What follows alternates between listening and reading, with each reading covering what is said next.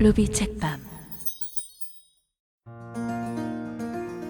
TVN 인사이트 요즘 책방 책 읽어드립니다. 방송 도서 인간의 심리를 꿰뚫는 통치론의 바이블 깔끔하고 읽기 쉬운 뉴 에디트 완역판 스타북스 군주론 지은이 니콜로 마키아벨리 번역 신동훈 낭독 성우루비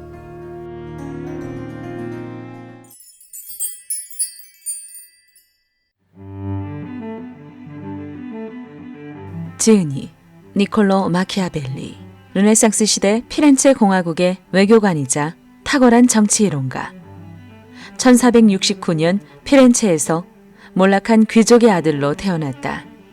7살 때부터 라틴어를 공부했고 피렌체 대학에 진학해 인문학을 갈고 닦아 30도 안 된 나이에 80인회의 사무국 서기에 임명되었다. 1492년 피렌체가 위대한 로렌초 일 마니피코 사망으로 통치력 부재 상황을 맞았을 때 공화국 외교관으로서 국운이 풍전등화인 피렌체를 살려내고자 강대국 사이를 필사적으로 오갔고 국제 정치의 민낯을 낱낱이 목격하며 강한 군대, 강한 군주의 필요성을 절감했다. 교황청에 사절로 파견 갔다가 만난 체사레 보르자에게 이탈리아 반도를 통일해줄 강력한 신생군주의 역할을 기대했으나 곧 실망하고 만다. 시민군 양성을 추진하는 등 나름 노력을 기울였지만 메디치 가문이 군주로 돌아오자 공화국의 일꾼이었다는 죄목으로 감옥에 갇혔다. 이후 사면을 받고 나와 새 군주 로렌초 데 메디치에게 필요한 경우에는 비도덕적인 수단이라도 행사해 평화를 지키는 강력한 지도자가 되라는 조언을 담은 군주론을 썼다. 1507년 구인위원회 서기장이 되어 피렌체의 정복전쟁에서 군대를 양성하는 책임을 맡았다가 1512년 공직을 떠났다. 이후 메디치가의 요청을 받아 주로 통치론에 관한 글을 써 권력자들에게 헌정했으며 불우한 말년을 보내다 1527년에 사망했다. 대표져서 군주론을 비롯해 결혼한 악마 벨파고르, 티투스 리비우스의 로마사 첫 10권에 대한 논고, 전술론, 만드라골라, 우리나라 언어에 관한 연구 또는 대화, 카피톨리, 클리치아, 후회에 대한 권고, 피렌체 정부 개혁론, 피렌체사 등을 썼다.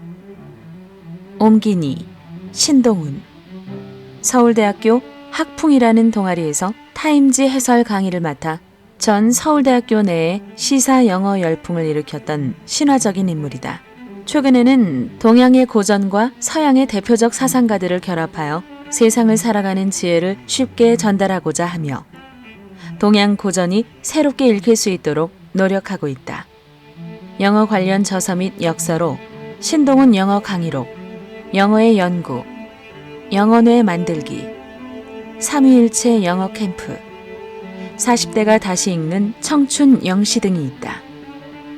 입문서로는 동물농장, 햄릿, 하멜 표류기, 손자병법 36개, 365일 촌철 살인의 지혜, 고사성어, 365일 보편 타당한 지혜, 사서 오경, 링컨의 기도, 상상력의 마법, 다빈치처럼 두뇌 사용하기 등을 짓고 편역했다.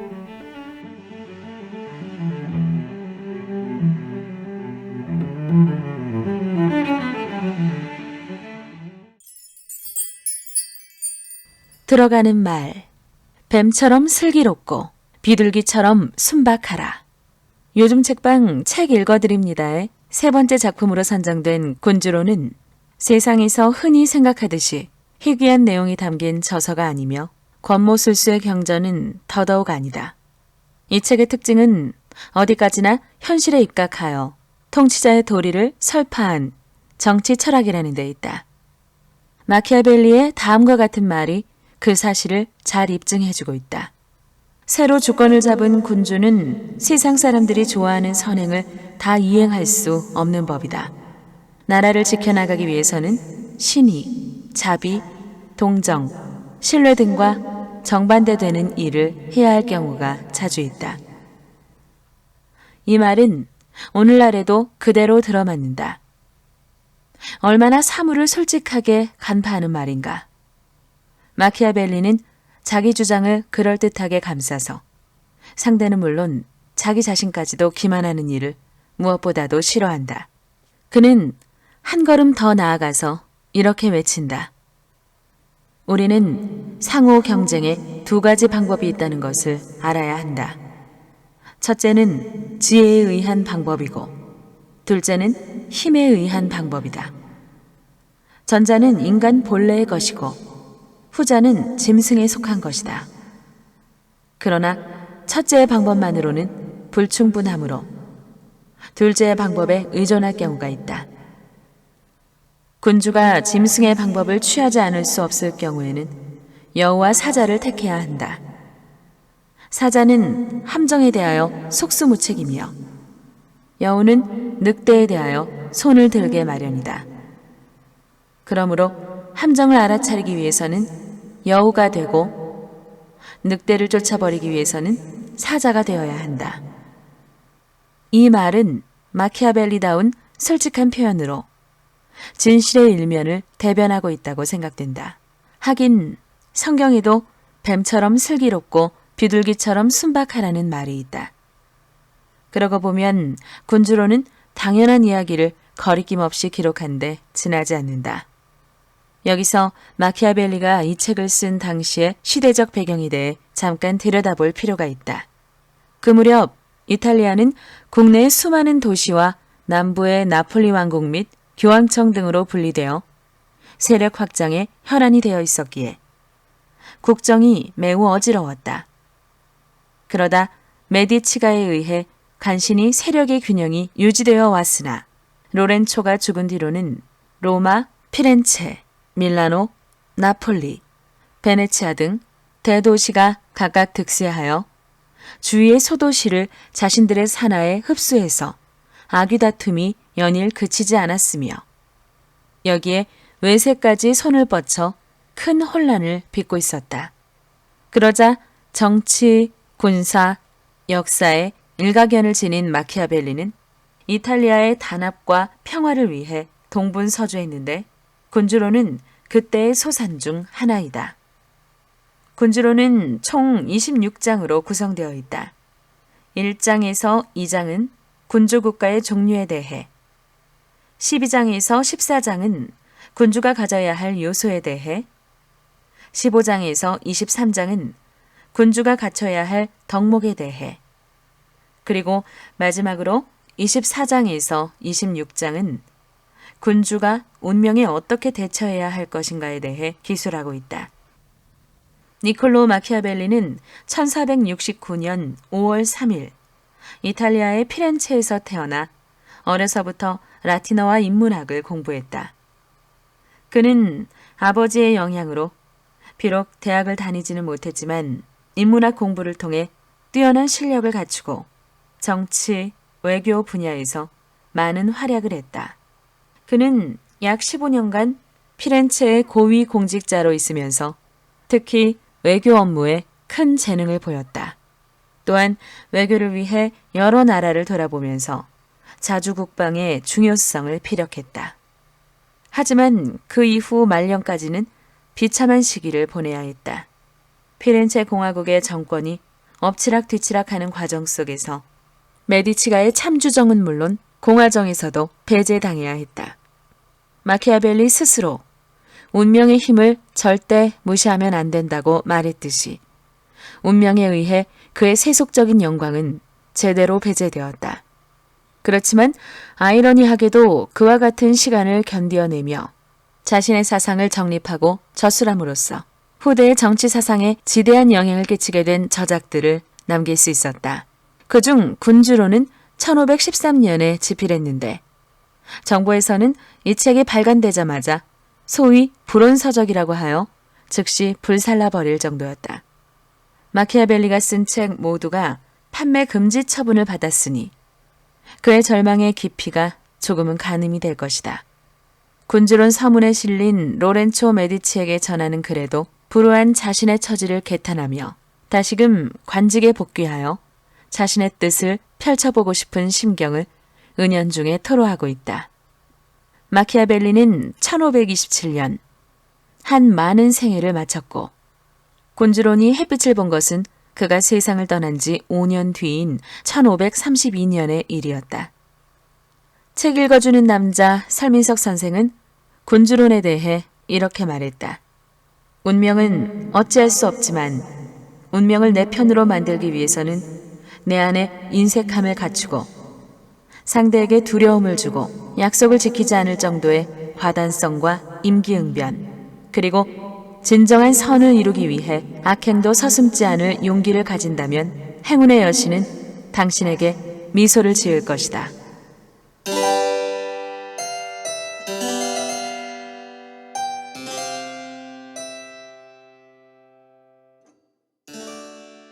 니콜로 마키아벨리가 위대한 로렌초 메디치 전하께 드리는 편지.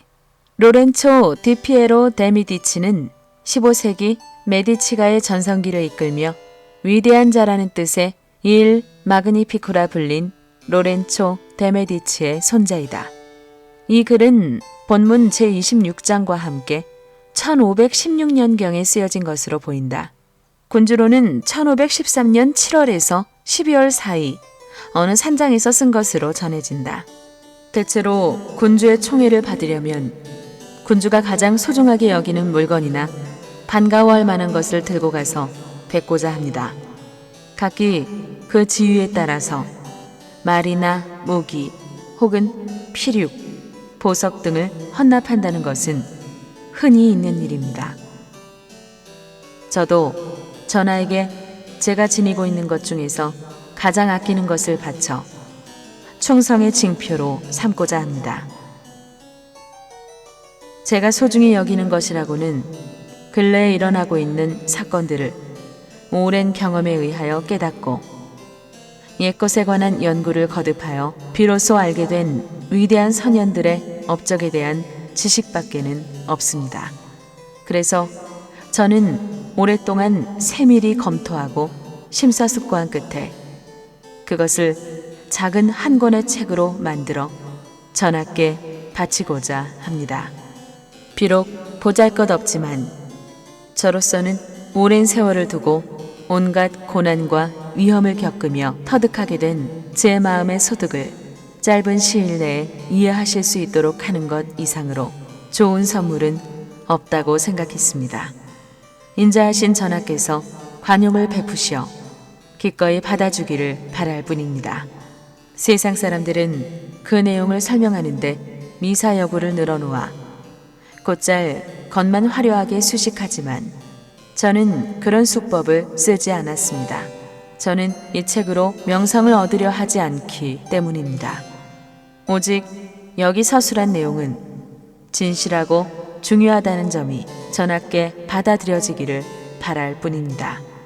저처럼 미천한 사람이 감히 군주의 정치를 논평하거나 규정하려 하는 것을 주제넘은 짓이라고 생각하실지 모르겠습니다만 속단은 하지 마시기 바랍니다.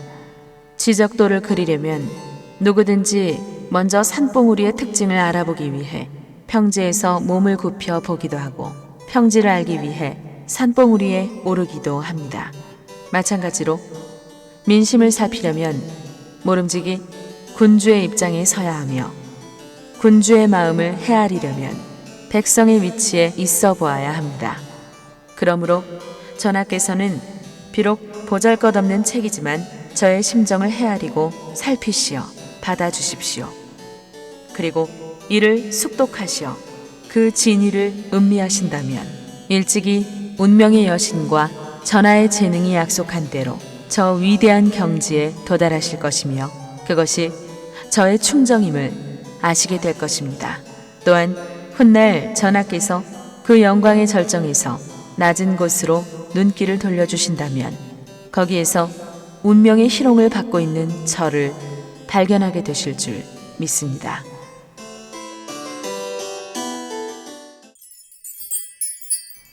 제1장 국가의 종류 및 그 획득 방법들. 옛날부터 인류를 다스려온 국가나 연방은 모두가 공화국이거나 군주국이었습니다. 군주국에는 두 가지가 있는데 하나는 군주의 자손이 뒤를 이어 통치하는 세습 국가이며 다른 하나는 새로 왕국을 건설하는 경우입니다. 새로운 군주국은 밀라노의 프란체스코 스포르차에게서 프란체스코 스포르차 16세에 군에 들어가 24세인 1424년 아버지의 뒤를 이어 장군이 되었다. 밀라노의 공주와 결혼하고 밀라노의 위임을 받아 베네치아와 싸워 승리한 뒤 밀라노의 군주가 되었다. 1401년에서 1446년. 새로운 군주국은 밀라노의 프란체스코 스포르차에게서 보는 바와 같이 참신하거나 그렇지 않으면 나폴리의 이스파니아 왕국처럼 이스파니아 왕 에스파냐의 옛 이름 페르난도 일 가토리코는 1501년 나폴리, 1504년 시칠리아를 점령하여 병합했다.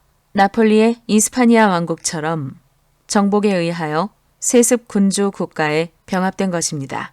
이런 방법으로 얻게 된 영토는 한 통치자에게 귀속되거나 아니면 자유를 누리게 마련입니다. 그리고 그 영토를 통치하기 위해서는 군주 자신의 병력이나 다른 병력에 의존해야 하지만 요행이나 실력으로 이루게 되는 경우도 있습니다. 제2장 세습 군주 국가에 대하여 공화국에 관해서는 다른 곳에서 다른 곳, 특히 티투스 리비우스의 로마사에 대한 논고 제1권 다른 곳에서 상세히 서술했으므로 여기서는 언급하지 않고 군주국가에 대해서만 논하려고 합니다. 또 군주국가는 어떻게 통치되고 존속되는가에 대해서도 서술하려고 합니다. 세습국가, 즉 대대로 군주의 혈통을 이어받는 나라를 유지하는 일은 신흥국가 유지에 수반되는 어려움에 비하면 훨씬 적게 마련입니다. 왜냐하면 세습군주는 오직 선왕이 남겨놓은 관습에 위배되는 일 없이 유사시에만 적절한 조치를 취하면 되기 때문입니다. 그러므로 세습군주는 아무리 범용하더라도 평범하고 변변하지 못하다, 강대하고 비상한 세력이 약탈을 하지 않는 이상 웬만큼 근면하기만 하면 그 국가를 유지할 수 있습니다. 비록 나라를 빼앗겠다 하더라도 그 약탈자가 곤경에 처하면 반드시 나라를 되찾을 수 있습니다. 이를테면 이탈리아 페라라 공의 페라라 공, 이탈리아 북부 페라라의 에르콜레 1세 데스테를 말한다. 그는 영토를 넓히기 위해 베네치아에 도전했다가 2년 뒤 화해했지만 나중에 침범을 당했다. 이를테면 이탈리아 페라라 공의 경우가 그렇습니다. 그가 1484년에 베네치아인의 공격을 막아내고 1510년 율리우스 교황의 침략을 능히 대적할 수 있었던 까닭은 그가 대대로 왕가를 세습한 혈통이었다는 데 있습니다. 그러므로 세습군주는 백성을 박해할 일도 없거니와 그럴 필요도 없습니다. 그가 자연히 백성의 사랑을 받는 것도 당연합니다. 더욱이 주권이 옛날부터 내려올 경우에는 혁명에 대한 쓰라린 경험이나 동기도 없어집니다. 한번 변혁이 일어나면 다음 세대에게도 혁명의 길을 마련할 여지를 남겨주는 법입니다. 제3장 복합군주 국가에 대하여. 그러나 새로 장악한 군주 국가에는 수많은 곤란이 가로놓여 있습니다.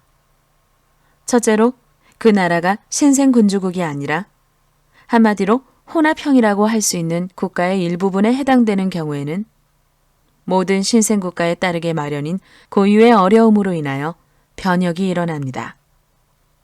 그것은 민중의 보다 나은 삶을 위해 현 상태를 타파하려면 군주를 바꿔야 한다고 생각하게 됨으로써 군주에게 반항하여 무기를 들고 나서기 때문입니다.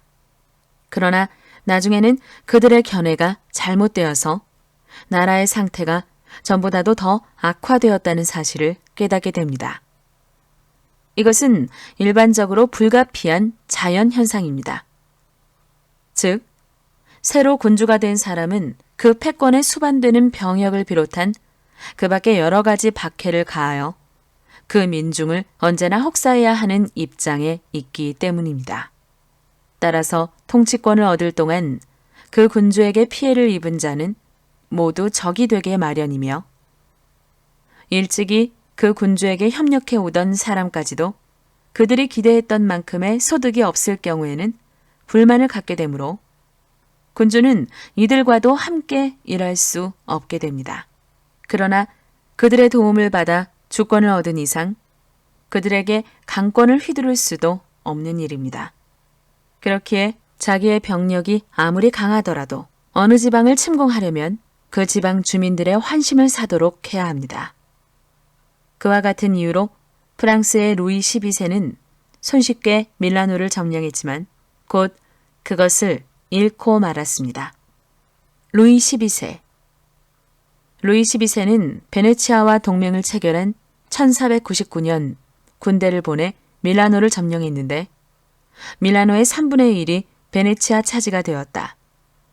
그러자 이에 반대한 밀라노인들이 새 영주를 몰아내고 독일의 망명에 있던 영주 루도비코를 귀국토록 해 옛 영토를 회복했다. 그러나 루도비코는 자기의 군대만으로도 무난히 프랑스 왕을 쫓아내었습니다. 이는 프랑스 왕에게 성문을 열어준 백성들이 그들의 기대에 어긋나게 되자 새 군주에 대한 반감을 참을 수 없는 데서 비롯된 현상입니다.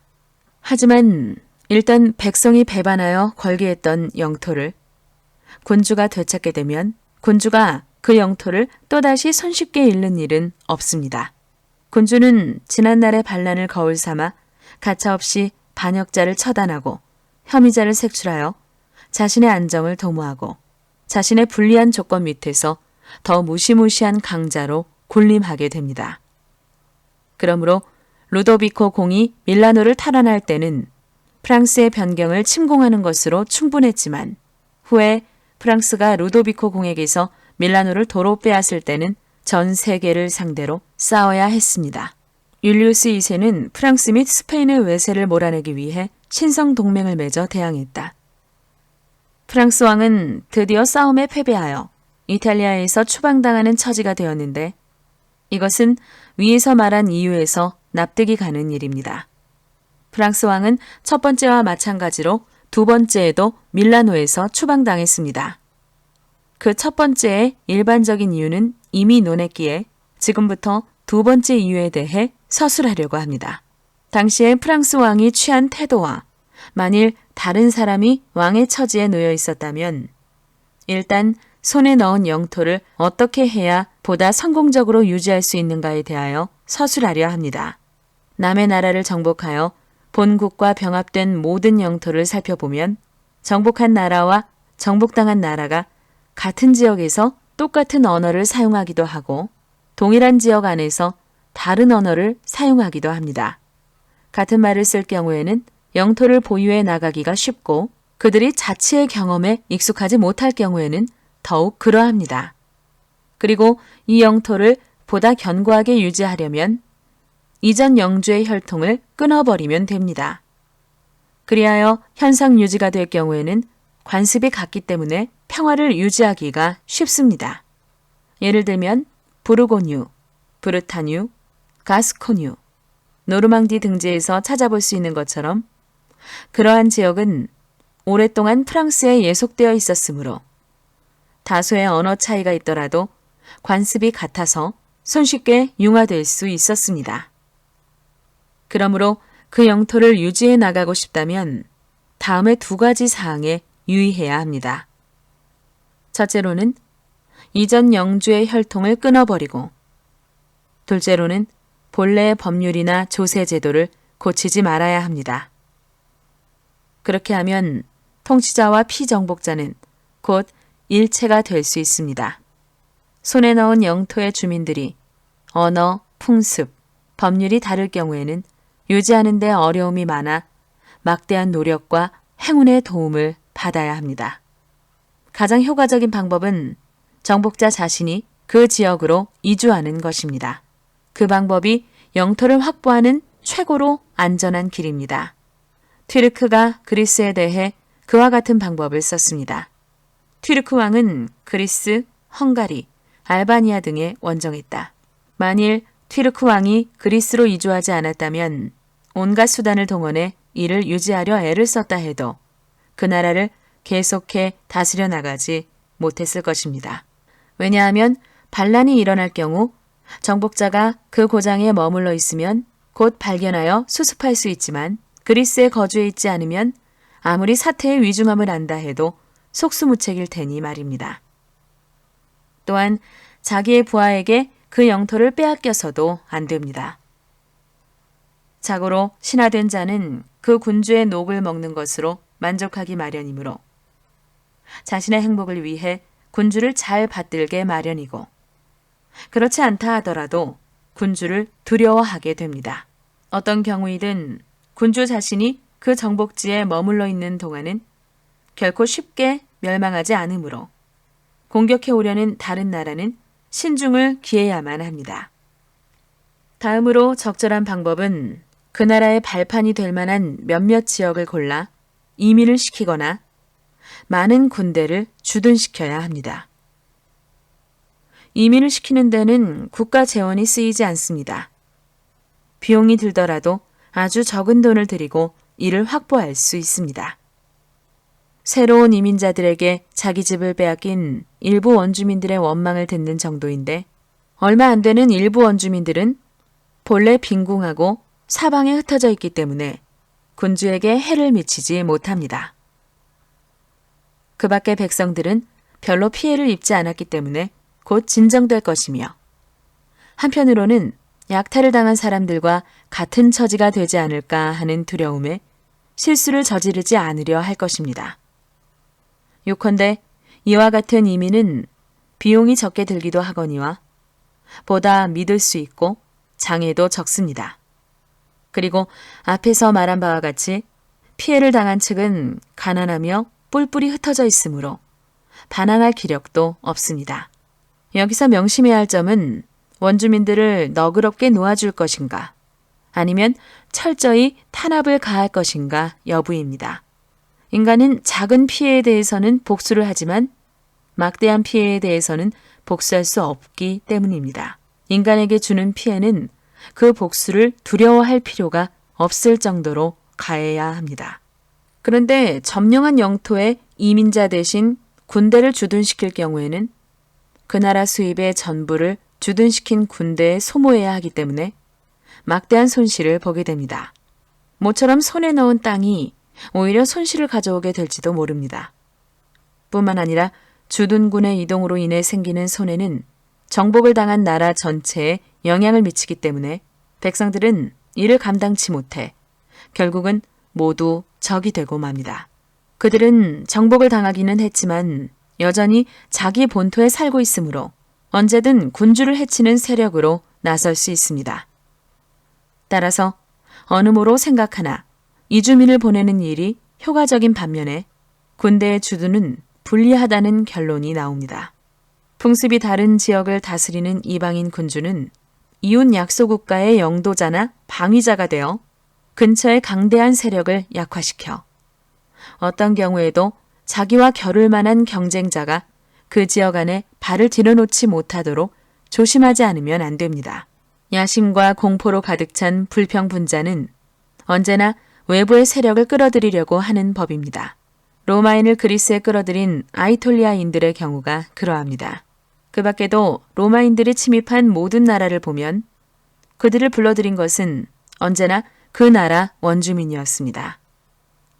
이러한 경우 흔히 외부에서 어떤 강력한 세력이 침공해 오면 주위의 약소국가들은 지금까지 자기들을 억압하고 있던 자에 대한 원한 때문에 순식간에 반발을 일으켜 곧 침입자의 편을 들게 마련입니다. 그러므로 군주는 이 약소국가를 복속시키기 위해 분란을 일으켜서는 안 됩니다. 그러면 그 국가의 백성들은 자기들이 얻은 다른 나라의 지원자들에게 속히 병합되기를 원하기 때문입니다. 다만 군주는 그들에게 지나치게 큰 세력이나 권위를 갖지 못하도록 조심하면 됩니다. 이렇게 하면 군주 자신의 세력과 그들의 호의로 그 나라를 손쉽게 정복할 수 있으며 동시에 그 지역을 완전히 손아귀에 넣을 수 있습니다. 그러나 변경을 잘 다스리지 못하면 이미 손에 넣었던 지역도 손쉽게 잃을 뿐 아니라 비록 잃지 않는다 하더라도 많은 분쟁과 역경이 따르게 될 것입니다. 로마인들은 자신들이 정복한 지역에서 이와 같은 방법을 채택해 왔으므로 식민지를 만들고 이웃 약소 국가들을 회유하여 손을 잡는 동시에 그들의 세력이 커지지 못하도록 경계하고 그 중에서 강대해진 나라는 타도했습니다.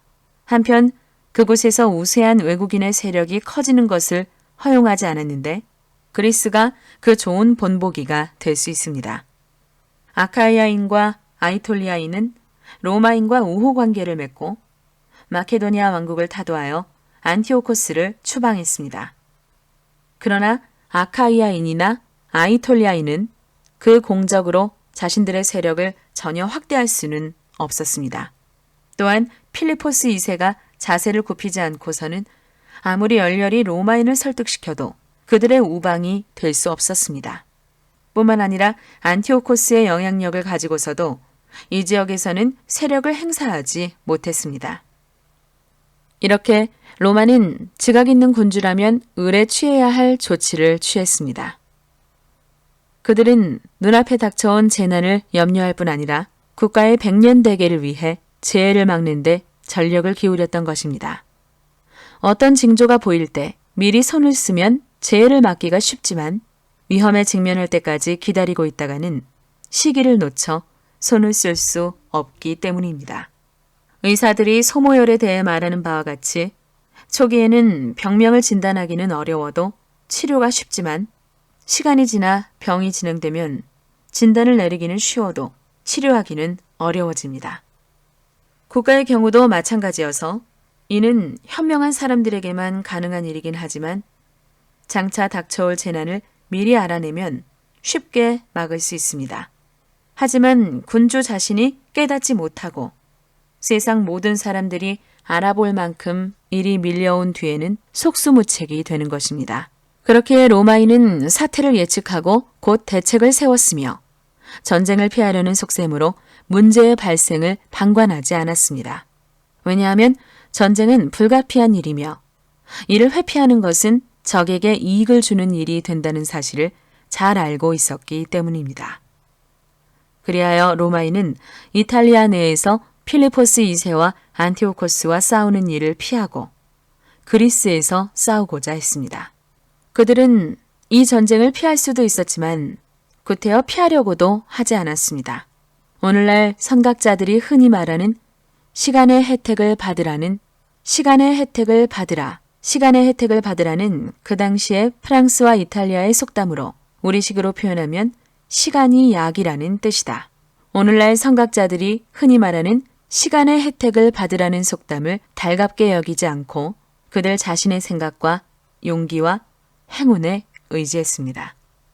시간은 모든 것을 휩쓸어 간 후에 선과 더불어 악을 실어오기 때문입니다. 그러면 다음으로 프랑스가 위에서 언급한 바와 같은 조치를 취했는가에 대해 살펴보고자 합니다. 샤를 8세는 샤를 8세 제위 때부터 이탈리아가 프랑스에 침입했다. 샤를 8세는 루이 11세의 아들이다. 샤를 8세는 잠시 제쳐놓고 루이 12세에 대해 살펴보겠습니다. 그는 오랫동안 이탈리아를 점령하고 있었으니 그 정책을 고찰하는 편이 가장 적합하다고 생각되기 때문입니다. 우리는 그가 낯선 나라의 영토를 장악하기 위해 취해야 할 조치와는 전혀 다른 행동을 했다는 사실을 알 수 있을 것입니다. 루이 12세 즉위 당시 이탈리아는 전란 중이었는데 교황이 루이 12세를 설득하여 그 전쟁에 개입토록 했다. 루이 12세의 이탈리아 침략 기간은 1499년부터 1512년까지이다. 루이 12세가 이탈리아에 침입한 것은 그의 개입을 기화로 롬바르디아 지방의 절반을 손에 넣으려고 하는 베네치아인의 야심에 빠졌기 때문입니다. 저는 왕의 처사를 비난하려는 생각이 없습니다. 그가 이탈리아의 터전을 구축하려고 했을 때 그곳에 그의 편을 드는 사람이 하나도 없었던 것입니다. 샤를 8세의 행동으로 말미암아 이탈리아에 이르는 모든 문호가 봉쇄되었기에 루이 12세는 외부로부터 손에 넣을 수 있는 호의는 무엇이든 받아들이지 않으면 안 되었습니다. 그가 철저한 조처를 취했다면 계획은 거침없이 진행되었을 것입니다. 어쨌든 왕은 롬바르디아를 점령하여 이전 샤를 8세가 잃었던 위신을 회복했습니다. 제노바는 항복을 하고 피렌체는 그의 편에 섰습니다. 만토바 후작을 비롯하여 페라라 공작, 벤티볼리오 일가, 포를리 부인, 파엔차, 페사로, 리미니, 카메리노, 피온비노의 영주들과 루카, 피사, 시에나의 주민들도 모두 그와 손을 잡으려 접근했습니다. 그제야 베네치아인은 자기들의 행동이 너무나 분별 없었음을 깨달았고 베네치아인은 롬바르디아에 2개의 도시를 세우기 위해 왕에게 이탈리아의 3분의 2에 달하는 영토를 내놓아야 했기 때문입니다. 루이 12세가 만일 앞에서 말한 바와 같은 원칙을 준수하고 자기의 우방을 안심시키며 잘 보호해 주었던들 이탈리아에서 그 위신을 무난히 지켜나갈 수 있었으리라는 사실을 깊이 생각해 보아야 합니다.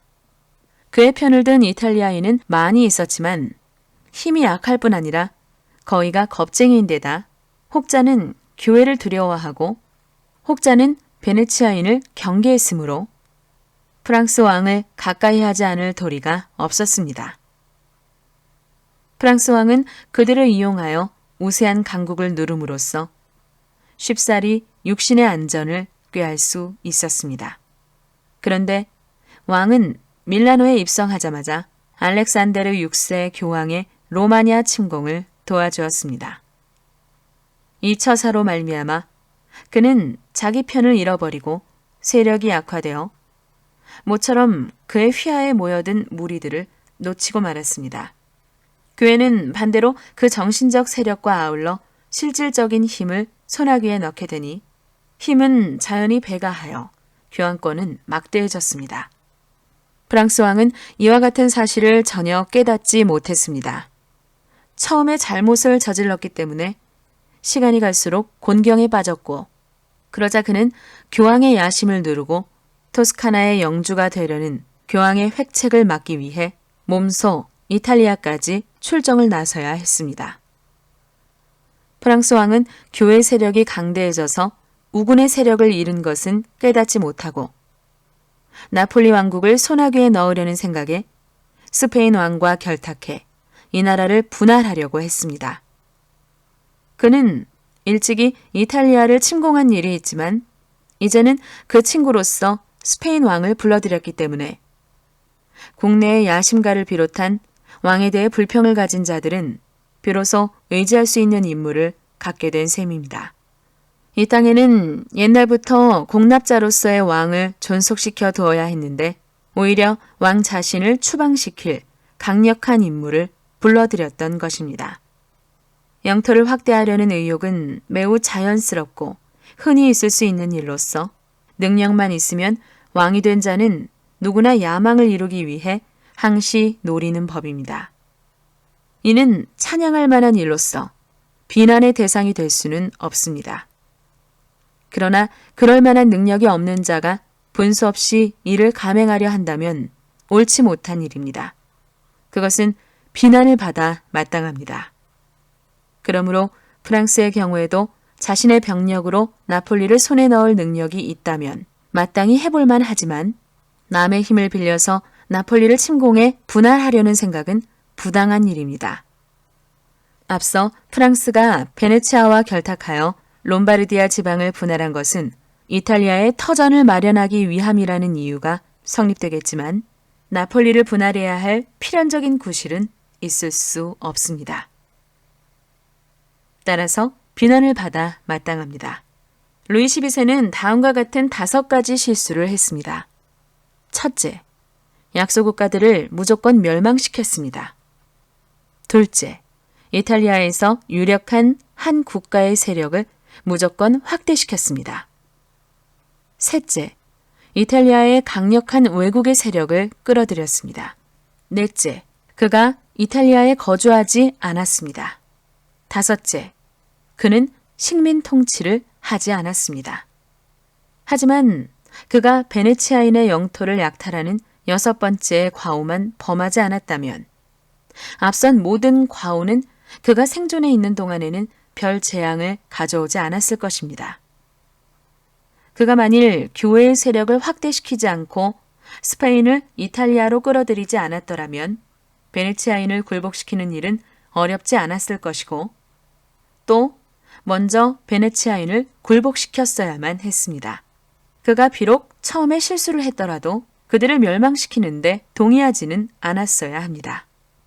베네치아가 건재하면 맹주 노릇을 할 경우는 다르지만 롬바르디아를 다스리는 데에 있어서 이웃 어떤 나라의 간섭도 받지 않았을 것입니다. 이웃 나라들도 롬바르디아를 프랑스로부터 빼앗아 베네치아에 양도하려는 생각은 엄두도 내지 않았을 것입니다.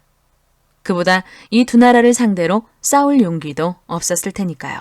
루이 12세가 전쟁을 회피하려고 알렉산데르 6세 교황에게 로마냐를 양도하고 스페인에게 나폴리 왕국을 내주었다고 말하는 사람도 있을지 모릅니다.